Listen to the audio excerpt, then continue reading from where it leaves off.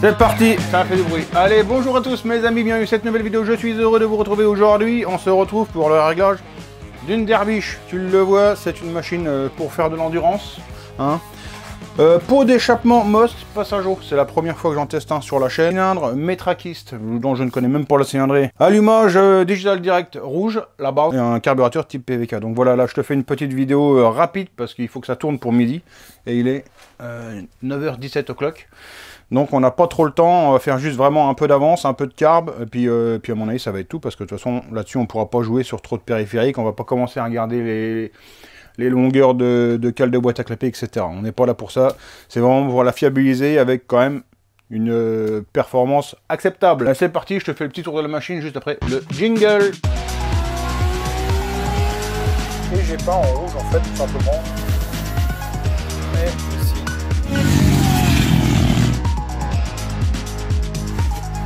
That's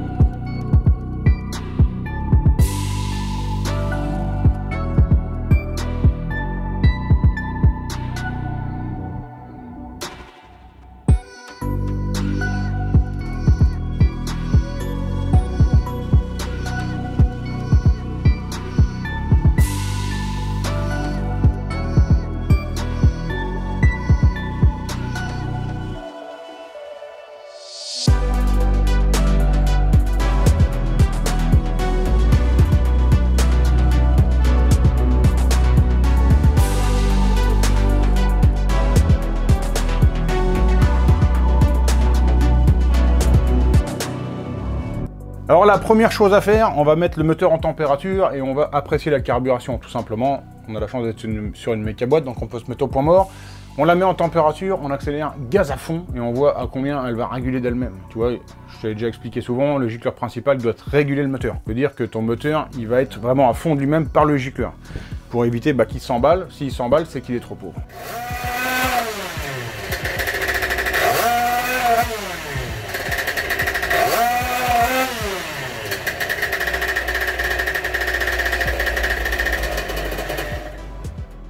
Alors tu le vois, le moteur régule à plus de 14 000 tours. Pour moi, on est un petit peu trop pauvre. Hein, on n'est pas sur un concours de régime de rotation, hein, sinon c'est pas dur. Tu mets un gicleur de 120 dans un carbu de 30, machin, il prend 18 000. Hein, ça, c'est pas un souci. Ce qu'il faut vraiment, hein, comme je te le dis souvent, c'est que le moteur soit régulé à l'essence. C'est important, surtout sur une machine d'endurance. Bon, allez, là, je te cache pas que pour arriver déjà à cet endroit-là, il faut un quart d'heure et demi pour enlever le pot et tout. Il tient que des rélzans. Hein, il tient que des rélzans. Ouais, voilà. De toute façon, il aime bien les rélzans. Alors, là, on est sur la pièce qui n'existe magnifique. Le carbu du DES. Regarde, c'est le carbu Perfunit. Le numéro 318. Voilà, donc on va virer un peu de niveau de cuve parce que visiblement ça pisse de tout partout et on va mettre un gicleur un poil plus gros et à mon avis on va tout de suite descendre un tout petit poil le gicleur de ralenti. Allez, revirement de situation extraordinaire, on va être amené à changer le carburateur. En fait celui-là il est quand même pas mal usé. Bon, enfin, je vais pas rentrer trop dans les détails, mais ici, si tu veux, le flotteur qui est dedans, c'est pas le flotteur qui est prévu pour le carbu et j'en ai pas, hein, tout simplement. Donc on va le mettre de côté et on va repartir là-dessus. Alors ça, tout simplement, c'est un carbu asiatique. Je te l'avais déjà présenté sur la chaîne, je te remettrai le lien dans la description si tu veux. Moi, quand je te l'ai présenté sur la chaîne, ça c'est celui que Banggood m'avait envoyé à l'époque. Et dedans, on est sur des gicleurs type PWK. Et après, je m'étais engueulé avec Banggood parce que sur ceux qu'ils avaient envoyés par la suite, hein, suite à ma vidéo, ces enfoirés, ils le livraient avec un gicleur type Delorto. Bon, c'est pas très gênant, mais bon, je trouvais pas ça très honnête de leur part. Mais bon, tout ça pour te dire que là, on remet ce carbu là, c'est un truc qui vaut 24 $, si je ne m'abuse, livré.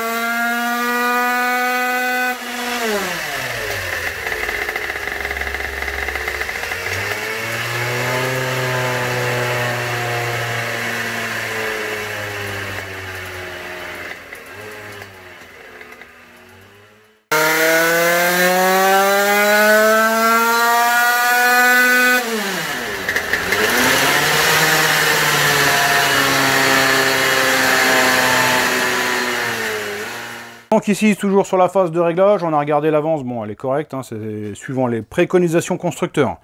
48, 148 aiguilles au milieu, on est encore un poil trop pauvre, hein. Tu le vois à l'écran, quand on fait des passages, la machine elle s'effondre. Elle marche une fois à froid, et plus elle chauffe, plus elle s'effondre, donc c'est qu'elle est trop pauvre. Donc là on va aller mesurer les gicleurs. Donc on se retrouve là-bas sur le projecteur de profil pour mesurer nos gicleurs. Bon, on se retrouve ici sur le projecteur de profil. J'ai pas besoin de gueuler d'ailleurs parce que j'ai le micro qui est juste en dessous de moi. Toi tu le vois pas, mais j'ai un afficheur sur le côté qui va me donner la taille en fait du perçage. Donc ici moi j'ai des lignes que tu verras pas forcément à l'écran. Donc je me mets ici, je me mets au 0 et là on va venir de l'autre côté. Et on va voir notre taille de gicleur qui est normalement de 148, c'est ce qui est marqué dessus. Et il fait 147,9, donc celui-là il est parfait. Celui-là est parfait. Tu veux quoi? Donc 150? 152? ouais, 152. Hop.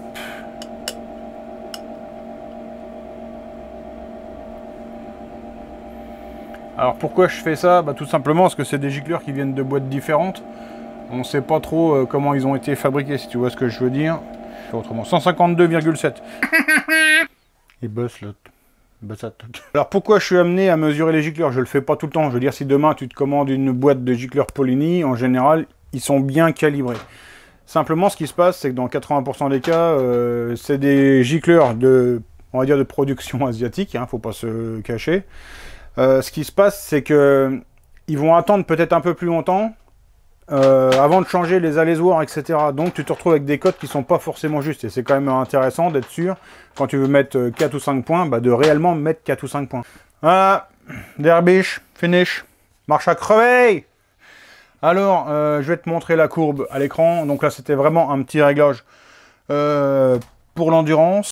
Alors maintenant, pour les courbes de l'écran, tu vois, ça c'est les premières. Alors, ici, le moteur plus frais, dès qu'il chauffait un petit peu, tac, tu vois, ça s'écroule ici, hein, partout dans la côte, etc.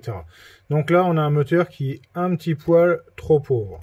Ça ne nous intéresse pas. Alors après, ça, c'est quand on a mis du plus gros gicleur. Alors, ça bourre un peu. Ici, tu vois, tac, ça commence déjà à se libérer. Pourquoi? Bah, parce que le moteur chauffe.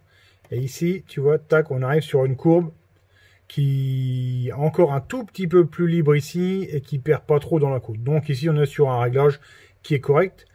On aurait pu encore l'enrichir, mais bon, après la machine va vraiment se traîner, hein, parce qu'il faut pas oublier qu'à chaque fois que tu enrichis, bah, effectivement, bah, ton moteur il est plus stable sur la performance, mais il est stable sur une plus basse performance. Comme d'habitude, je la livre un petit peu riche, gicleur 152, enfin 153 même, 152,7. Je préfère faire ça, et puis que le gazier, à la limite sur la piste, il puisse redescendre un petit peu en gicleur si ça lui convient pas. Plutôt que de livrer un truc pile poil, et puis que le mec il se mette à 6, c'est à 6 sur la derby, bah, non mais ça existe. Dans la descente, avec une bouteille de gaz derrière, tu sais qu'il la pousse, puis l'eau dedans elle est à 117 degrés. Ah bah là il la bloque. Donc automatiquement avec la petite sécurité de gicleur, c'est toujours un petit peu mieux.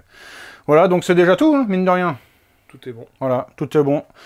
Bon bah je vous remercie à tous de nous avoir suivis, je vous souhaite de passer une bonne soirée, on se retrouve bientôt pour une prochaine vidéo. Ciao, bye!